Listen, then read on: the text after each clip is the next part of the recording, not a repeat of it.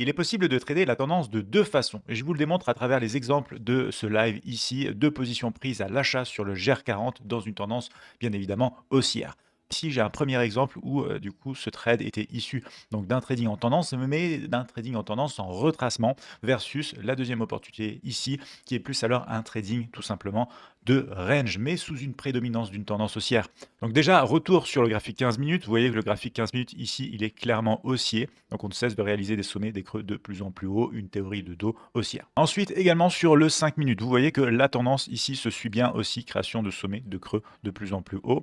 Et puis retour ici sur le M1 où en phase de retracement ici, j'ai pu attraper une zone de prix, par exemple en réaction rebond par ici pour le premier trade.